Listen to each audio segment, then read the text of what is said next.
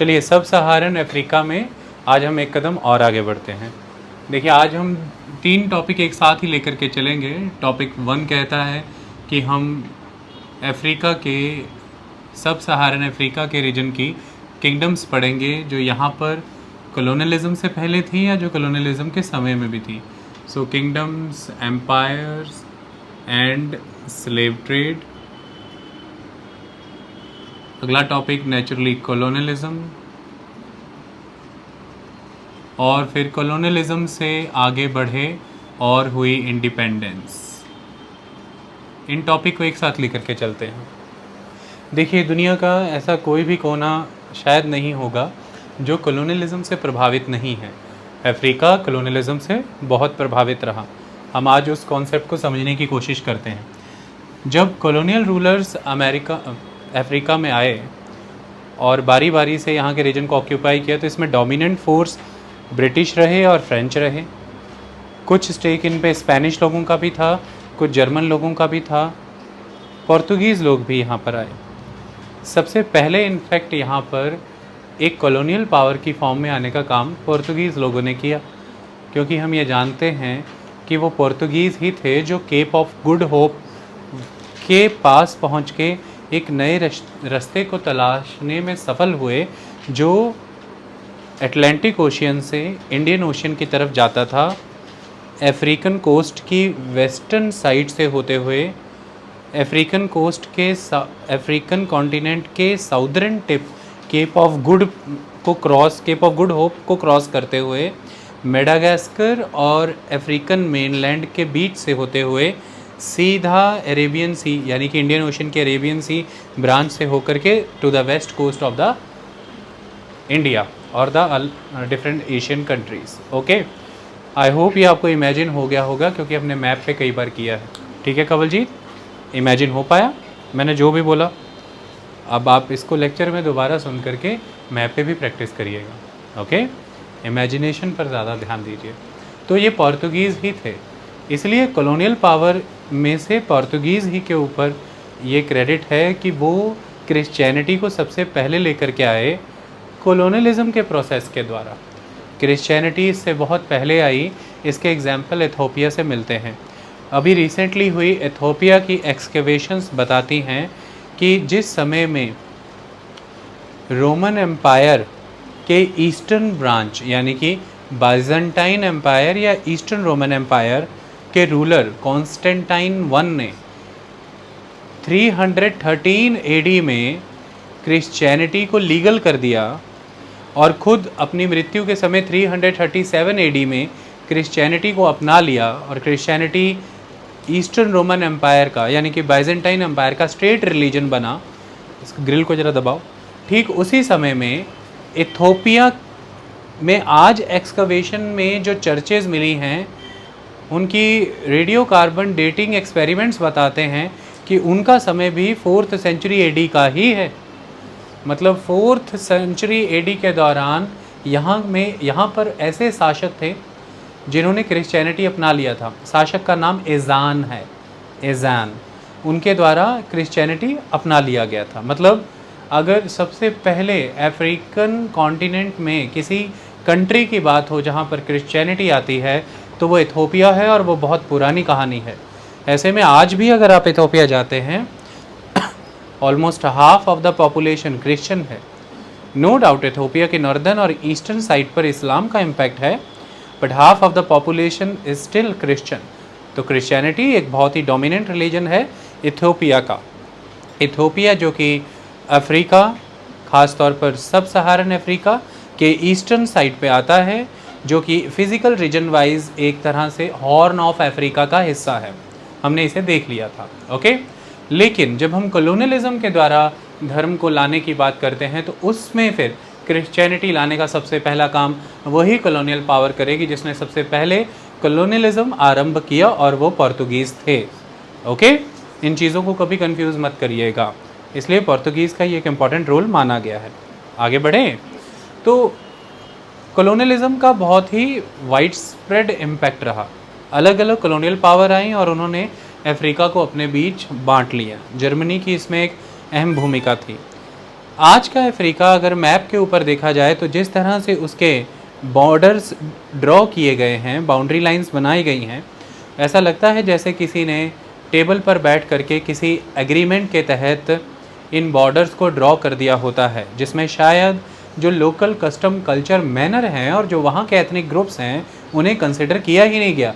और ये कॉन्फ्रेंस 1884 में जर्मनी के ओट्टो वन बिस्मार्क के द्वारा बुलाई गई थी, जिसमें 14 कॉलोनियल पावर और एक state that is United states of America ने शिरकत की, भागीदारी की। और उसमें इन सभी कॉलोनियल पावर ने अफ्रीका का क्षेत्र अपने अपने बीच बांट लिया, यानी कि अफ्रीका में इन्होंने अपनी अपनी जो कॉलोनीज़ हैं उनकी बाउंड्रीज़ उस कॉन्फ्रेंस में तय कर ली। और वही शायद आज़ादी के बाद, सेकेंड वर्ल्ड वार के बाद आज़ाद अफ्रीकी मुल्कों की बाउंड्रीज़ भी बन गई। इनके कारण बहुत से डिस्प्यूट हैं, हम वो तो समझेंगे। ये 1884 में हुई कॉन्फ्रेंस को बर्लिन कॉन्फ्रेंस कहते हैं। 1884 बर्लिन कॉन्फ्रेंस की देन है आज का अफ्रीकन कॉन्टिनेंट, यानी कि आज के अफ्रीकन कॉन्टिनेंट की जो बाउंड्रीज़ हैं वो वहीं से आई हैं, यानी कि यूरोपियन अग्रीमेंट का नतीजा है। ओके, लेकिन जब ये सब प्रभाव पड़ रहे थे अफ्रीका पर, तो क्या इसके पहले भी अफ्रीका का किसी तरह का कोई वजूद था? बिल्कुल था। बहुत सी इंडिजिनस किंगडम्स थी जो किंगडम से आगे बढ़ कर के एम्पायर का रूप भी धारण करके गई, और उनके समय में हुए आगे आने वाले टाइम में स्लेव ट्रेड को भी हम डिस्कस करते हैं। ओके, चलिए हम पहले उन इंडिजिनस किंगडम के बारे में देख लेते हैं। एक बहुत ही खूबसूरत इमेज है, उसके वाया ये सब स्पष्ट हो जाएगा। हम ऑर्गेनिक से अप्रोच अपनाएंगे इस लेक्चर को कवर करते हुए। लाइन टू लाइन जाने की बजाय हम कॉन्सेप्ट टू कॉन्सेप्ट जाने की कोशिश करेंगे, ताकि चीज़ें ज़्यादा लंबे समय तक दिमाग में बैठ पाएँ। जब भी आवाज़ आने लगे इसी की, उसकी ग्रिल को दबाए। दूरदर्शक वाले बच्चे से नोट्स में ना लिख लें कहीं। ओके, सबसे पहले देखिए आपके सामने ये एक शेप है। अगर इस शेप को ध्यान से देखें बहुत ही गौर से, तो ऐसा नहीं लगता ये किसी का हाथ है। देखिए ये अंगूठे वाली साइड, ये उंगलियां इस रीजन से बेंड हुई हुई। ये बताया गया है, ये वो क्षेत्र बताया गया है जहाँ पर कभी अफ्रीकन किंगडम्स या एम्पायर्स हुआ करती थी। आइए हम उन अलग अलग किंगडम्स और एम्पायर्स के नाम समझते हैं। सबसे पहले तो हमें ये समझ लेना चाहिए कि हम ये किस इलाके की बात कर रहे हैं। हम वेस्टर्न अफ्रीकन कॉन्टिनेंट की बात कर रहे हैं, यानी कि हम अफ्रीकन कॉन्टिनेंट में वेस्टर्न साइड की बात कर रहे हैं। Okay, clear? इसे बंद करिए प्लीज़, इसे ऑन करिए। हम western side of the African continent की बात कर रहे हैं। ये सभी कंट्रीज़ हम जानते हैं, हम इनका नाम पिछले लेक्चर में जिक्र कर चुके हैं, अब दोबारा हमें वो करने की नीड नहीं। ओके, हमें क्या समझ में आता है? देखिए, सबसे पहले इस क्षेत्र में जो किंगडम उभर करके आई उसका नाम है घाना एम्पायर। हम वेस्टर्न साइड की बात कर रहे हैं, मैं ईस्टर्न साइड की बात नहीं कर रहा, कंफ्यूज मत होइएगा। घाना एम्पायर 790 कॉमन एरा या 790 एडी से 1076 एडी तक घाना एम्पायर एग्जिस्ट किया करता था। इस एम्पायर की एग्जिस्टेंस में आने के लिए कौन से रिसोर्सेज इंपॉर्टेंट थे और किस तरह का ट्रेड, वो मैं अभी जिक्र कर दूंगा, क्योंकि वो इन एम्पायर्स के केस में कॉमन रहने वाला है, इसलिए मैंने अभी जिक्र नहीं किया। ये घाना एम्पायर के बाद जो एम्पायर इस और इससे थोड़े और साथ लगते हुए एरिया में उभरा, जिसने एक बहुत ही वास्ट रीजन ऑक्यूपाई किया, जो आज के यूरोपियन कॉन्टिनेंट के साइज़ का रीजन था, उसका नाम है माली एम्पायर। माली ये 1230 एडी से 1600 एडी के बीच में हुआ करता था। इनसे थोड़ा ईस्टवर्ड हम चलते हैं, अब इनसे ईस्टवर्ड चलते हैं। इसी माली एम्पायर के अंदर एक सोसाइटी, एक कम्युनिटी हुआ करती थी, उनके द्वारा एक इंडिजीनियस स्टेट उभर करके निकला और वो किंगडम बना, और वो था सोंघाई एम्पायर। ये शंघाई नहीं है चीन वाला, इट्स सोंघाई एम्पायर, SONGHAI, तो सोंघाई एम्पायर। ये 1400 से 1500 के दौरान था। तो क्योंकि माली 1230 में शुरू हुआ था, ये 1400 में, तो ये उसके बाद का माना जाता है। तो एक सीक्वेंस में देखें तो हम वेस्ट से ईस्ट की ओर जा रहे हैं, ध्यान से देखिए। तो घाना है, फिर माली है और फिर सोंघाई है। माली की अगर हम बात करें तो ये बहुत ही कॉम्प्रिहेंसिव रीजन कवर करता है। इसमें जो इम्पोर्टेंट रिवर है वो नाइजर है, नाइजर रिवर है। इस सभी के सभी वेस्टर्न किंगडम की खासियत ये थी कि ये अटलांटिक कोस्ट की प्रोमिनेंस को यूटिलाइज़ करती थी अपनी इकोनॉमिक डेवलपमेंट के लिए। ओके, तो इन्हें एक तरह से अटलांटिक कोस्टल किंगडम के रूप में भी जाना जा सकता है। ओके, इन 3 किंगडम्स के नाम बार बार आएंगे। आइए मैं इनके बारे में आपको कुछ इमेजेस दिखाता हूँ जो आपको इनको समझने में और आसानी पैदा करेंगी। ध्यान से देखिए, देखिए ये इस क्षेत्र की बात हो रही है, इस क्षेत्र की बात, इस क्षेत्र में यहाँ ध्यान से देखिए आप, ये जो पर्पल कलर की लाइन है ये घाना का इलाका है, यानी कि घाना किंगडम का समय है। और ये देखिए घाना से बहुत बड़े साइज़ की हो गई ये ग्रीन कलर की लाइंस, ये माली है, ये माली। प्रोमिनेंट रिवर जो है वो नाइजर है। यहाँ पर देखिए the river is Senegal. Okay, अब ध्यान से देखिए, इनसे ईस्टवर्ड चले गए हम तो this is the Songhai. Okay, मैं एक इमेज और दिखाना चाहता हूँ आपको, वो भी समझेंगे तो और क्लियर हो जाएगा। देखिए ध्यान से देखिए, एक तो ये रेड कलर का रिबन यूज़ हुआ है, एक पर ब्लू कलर का रिबन यूज़ हुआ है, एक येलो स्पॉट यूज़ हुआ है। तो ध्यान से देखिए, ये येलो कलर का स्पॉट जो है ये घाना है। ओके, लेकिन इससे बड़ा है, इसका साइज, इसका भी एरिया इंक्लूड हो जाता है उसमें, पर इससे बड़ा है। ये ब्लू वाला रिबन ध्यान से देखिए, ये माली है, और थोड़ा घाना का येलो इलाका लेके थोड़ा ब्लू वाला इलाका कवर करते हुए, लेकिन ईस्टवर्ड बढ़ते हुए ये रेड कलर का रिबन जो है ये सोंगहाई है। मतलब समय में एक के बाद एक आने के कारण ये पहले वाली किंगडम के एरिया को ओवरलैप करते थे। आई बात समझ में? और उसके साथ नए इलाकों को भी कंट्रोल करते थे।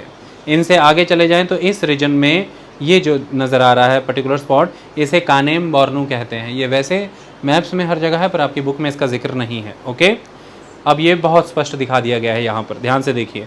This green one spot is, this green one is Ghana kingdom, ये this red one Mali, and ये this one the blank, it is the सोंगहाई।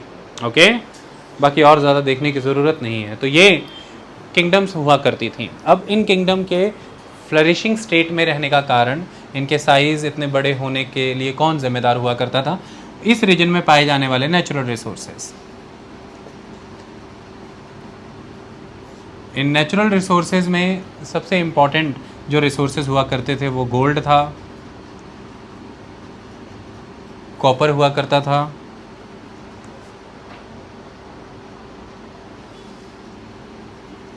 Ivory का बहुत महत्व हुआ करता था। Okay, so gold, copper, Ivory. बाकी जो और चीज़ें मिलती हैं वो भी अपनी जगह इंपॉर्टेंट थी, जैसे टिम्बर है वो इम्पॉर्टेंट था। ये 3 चीज़ों का महत्व था, गोल्ड, कॉपर एंड आइवरी। अब मैं आपको कुछ किंगडम्स और दिखाता हूँ, उनके बाद आपको इन तीनों का महत्व समझ में आएगा। देखिए, अब इस इमेज को नोटिस करिए, इस इमेज को वापस से देखिए जो हमने अभी देखी थी। देखिए, जब हम इस इलाके से, इन किंगडम के क्षेत्र से नीचे की तरफ आते हैं तो हमें कौन सी किंगडम नज़र आती है? देखिए, हमें एक किंगडम नज़र आती है, द किंगडम इज़ अशांति एम्पायर। दिस इज़ अशांति एम्पायर, 1700 से लेकर के 1896 तक। Okay, this one is the अशांति एम्पायर। ये 2 कंट्रीज़ कवर कर रहा है, ध्यान से देखिए। ये कंट्री कौन सी होगी? घाना। ये कंट्री कौन सी होगी? ये कंट्री कौन सी होगी? Ivory Coast. तो ये 2 कंट्रीज़ कवर कर रहा है, यानी कि किसी समय का अशांति एम्पायर आज की 2 कंट्रीज़ को कवर करता है। इसके बगल में यहाँ पर देखिए, इसके आगे जाते हैं तो ये है kingdom of Dahomey. Kingdom of Dahomey ये रीसेंट है, 1600 से 1894 तक, यानी कि literally 19th century. So kingdom of Dahomey आज की समय में आपको इसे कंट्री में देखना है तो किस में देखेंगे? बेनिन। बेनिन। और मैं आपको एक मैप और दिखा देना चाहता हूँ ताकि आपको सारी क्लैरिटी हो जाए, कि आपको ये ना लगे कि ये जो हमने अभी बात की है ये कंट्रीज़ पैदा कहाँ से हो गई। ये देखिए, हम बिल्कुल बात कर रहे थे, ये घाना था, ये घाना था, ये आइवरी कोस्ट था, और यहाँ पर देखिए ये लंबा सा, ये बेनिन, ये ग्रीन कलर का, this one is the Benin. Okay, और ये जहाँ पर नदी बह रही थी हम देख सकते हैं, आज एक कंट्री भी माली वहीं पर है, द माली। ओके, यहाँ पर दिस नाइजर, नीचे नाइजीरिया। ओके, सो ये region, the western African region, इन सब किंगडम से भरा रहता था। अब इतना इम्पॉर्टेंट था गोल्ड का ट्रेड, गोल्ड का ट्रेड इतना इम्पॉर्टेंट था घाना से। तो घाना फेमस था गोल्ड के ट्रेड के लिए, जिसकी वजह से घाना का नाम ही पड़ा द गोल्ड कोस्ट। घाना का तट क्या कहलाया? Gold Coast. तो गोल्ड कोस्ट नाम का कारण अब आप समझ गए, क्योंकि सोने का अधिकतर व्यापार वहाँ से हुआ करता था। Okay, second one, Ivory Coast किसके नाम पर पड़ा, अब हमें क्लियर हो गया। आइवरी, हाथी दांत, यानी कि वो जो कंट्री आज की डेट में आइवरी कोस्ट या कोट डे आइवोर कहलाती है, उस कंट्री से अधिकतर जिस चीज़ का व्यापार होता था वो आइवरी का, इसलिए उसका नाम आइवरी कोस्ट पड़ा। ओके, तो ये नाम आज की डेट में चाहे वो गोल्ड कोस्ट है या आइवरी कोस्ट है, ये इस बात को दर्शाते हैं कि इन नेचुरल रिसोर्सेज का क्या योगदान रहा होगा इन मुल्कों के विकास में, इन किंगडम्स की इस्टेब्लिशमेंट में। देखिए, मेजॉरली होता ये था, जैसे कि अगर मैं अशांति एम्पायर की बात करूं, कि इसके नॉर्दर्न इलाके में जो भी गुड्स हैं उनको नीचे जाना होता था और अफ्रीका के वेस्टर्न कोस्टल एरियाज़ में जो कोस्टल सिटीज़ हैं उनमें अपने गुड्स पहुंचाने होते थे। इस तरह से अशांति एम्पायर एक ट्रेडिंग लिंक के रूप में काम करता था। सामान उत्तरी इलाकों से यहाँ आकर के रुका करता था, क्योंकि ये अपने आप में एक कोस्टल एरिया था, बंदरगाही इलाका था, और फिर यहाँ से सामान सॉर्ट आउट होकर के दूसरे दक्षिण के कोस्टल सिटीज़ में पहुँचाया जाता था। इसी कारण अशांति एम्पायर को इन सब ट्रेड एंड कॉमर्स से बहुत अधिक बेनिफिट मिला।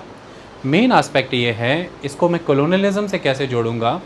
लंबे समय से अपने इन नेचुरल रिसोर्सेज को दूर दराज के इलाकों में ट्रेड करने की वजह से, चाहे अशांति एम्पायर हो, चाहे उसके बगल में दाहोमे का किंगडम हो, और चाहे ही उनके ऊपर की बात करें जिसमें कौन कौन से आते थे, चाहे सोंघाई हो, चाहे माली हो, और चाहे उसके पहले का घाना हो, लंबे समय से व्यापार में लगे रहने के कारण इन किंगडम्स की ये खासियत हो चुकी थी कि इनके अच्छे खासे ट्रेडिंग लिंक्स पैदा हो चुके थे। सप्लाई चेन सिस्टम बहुत बेहतरीन विकसित हो चुका था, लॉजिस्टिक्स अच्छे पैदा हो चुके थे, और यही कारण है कि इन्होंने बेहतरीन ढंग से सर्व किया जब यहाँ पर यूरोपियन कॉलोनियल मास्टर्स एंटर हुए।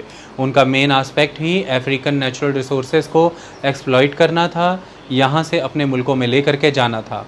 उनका सेकंड मेन पर्पस था यहाँ से स्लेव्स खरीद करके ले जाना और मिडल अमेरिका, साउथ अमेरिका और नॉर्थ अमेरिकन कॉन्टिनेंट में उनसे प्लांटेशन एग्रीकल्चर कराना। ये सब चीज़ें तब मुमकिन नहीं हो पाती अगर एक अच्छा खासा व्यापारिक तंत्र पहले से वहाँ खड़ा ना हो, सामान लाने ले जाने के लिए मंडियाँ ना बनी हों, आवागमन के रास्ते ना बने हों, लोगों को व्यापार की समझ ना हो, कुछ इस तरह का mode of exchange, instrument of exchange ना क्रिएट हुआ हो। यानी कि आज की डेट में जैसे करेंसी है, उस समय में कई तरह के इंस्ट्रूमेंट्स हुआ करते थे जिनसे गुड्स एक्सचेंज हुआ करती थी। एक व्यापारिक समाज में ये सब चीज़ें पहले से विकसित होती हैं, और ऐसे में अगर कोई आकर के आपको पॉलिटिकली डोमिनेट कर ले और आपके वहाँ पर इनहेरिटेड इकोनॉमिक स्ट्रेंथ को अपने लिए एक्सप्लॉइट करना चाहे, तो आप ही के यहाँ एग्जिस्टिंग व्यापारी वर्ग, व्यापारिक तंत्र और सप्लाई चेन सिस्टम उनको भरपूर मदद करता है।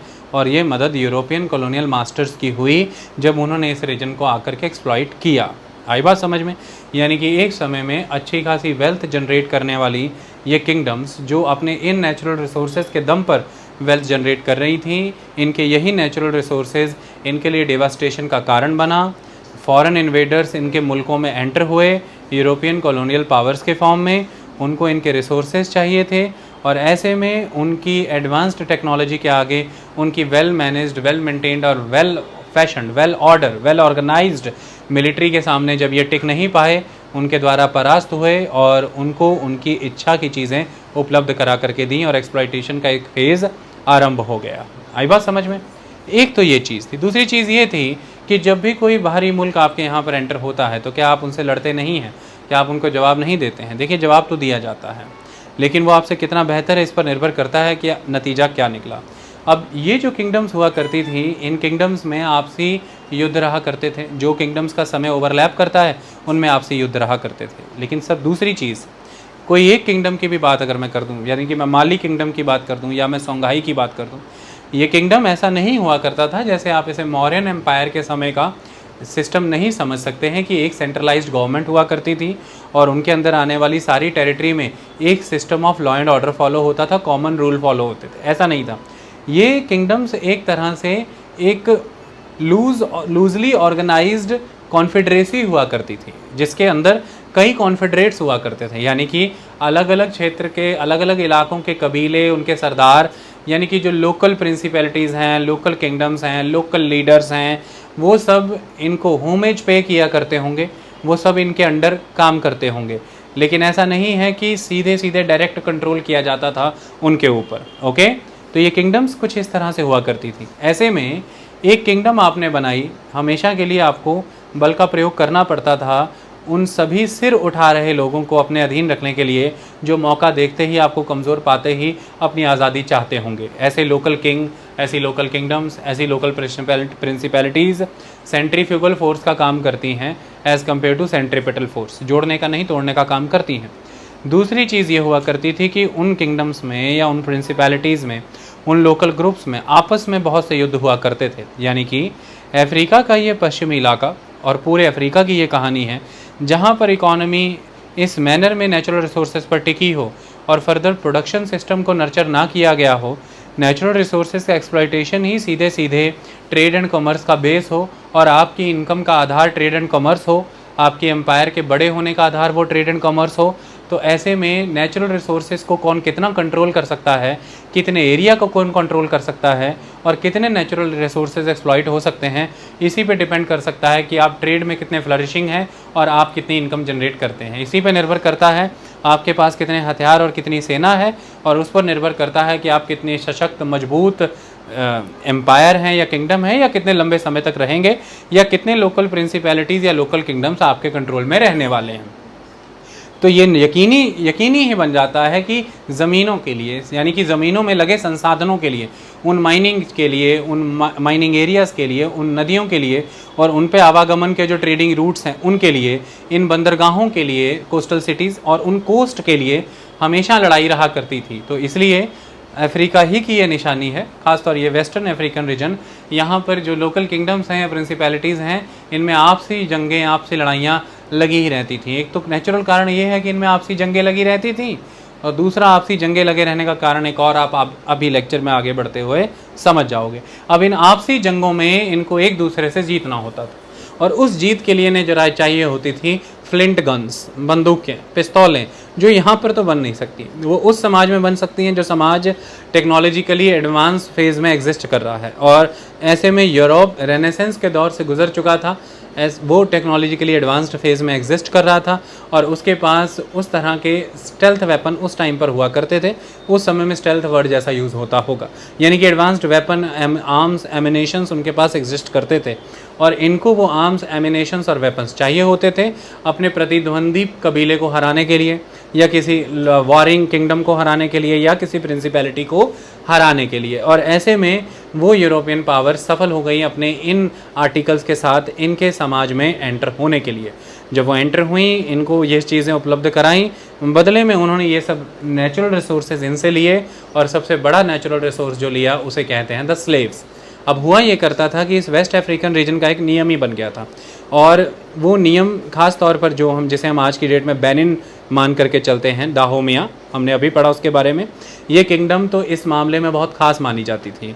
और वो ये नियम हुआ करता था कि जब ये कबीले आपस में लड़ा करते थे, या जब ये किंगडम्स आपस में लड़ा करती थीं, तो उसमें जो युद्ध में बंदी पकड़े जाते हैं, दूसरे सेना, दूसरे खेमे के जो लोग आपने हरा दिए हैं और उनको आपने पकड़ लिया है, उन युद्ध बंदियों को मारा नहीं जाता था, मुक्त भी नहीं किया जाता था। उसका सीधा तरीका ये था कि उन्हें दास बना करके अपने पास रखा जाता था, उनसे काम कराया जाता था। पहले ये अपने पास उन्हें रखते थे और खुद के लिए काम कराते थे। यूरोपीय व्यापारी जब इनके बीच में धीरे धीरे विचरने लगे और उन्होंने देखा कि इनके पास एक लंबी खासी ब्रिगेड होती है सर्वेंट्स की, स्लेव्स की, जो इनके सभी काम करते हैं, और क्यों नहीं इनसे ये स्लेव खरीद लिए जाएं या परचेज़ कर लिए जाएं औने पौने दामों पर, और फिर हम उनसे बेहतरीन खेती कराएं जो कि एडवांस्ड फार्मिंग टेक्निक के माध्यम से बम्पर क्रॉप देगी, जिसे हम प्लांटेशन एग्रीकल्चर कहते हैं, और इंडस्ट्रियल रेवोल्यूशन में वो as a raw material, as an input material अच्छा रोल प्ले करेगी और हमें खासी इनकम जनरेट होगी। तो उन युद्धबंदियों को पकड़े गए इस सिस्टम के तहत ही यूरोपियंस ने इनसे आकर के स्लेव्स मांगने शुरू किए, बदले में सुरक्षा के वायदे दिए, बदले में हथियार दिए, बदले में इनकी भी इच्छाओं की पूर्ति की, और इन्हें पैसे की कमाई भी हुई। तो इस तरह से ये किंगडम्स एक समय में जा कर के इस बात के लिए मशहूर हो गई कि किसी भी प्रक्रिया का फॉलो करके, किसी भी तरीके को फॉलो करके एक अफ्रीकन दूसरे अफ्रीकन को पकड़ रहा था। क्यों? क्योंकि उस अफ्रीकन को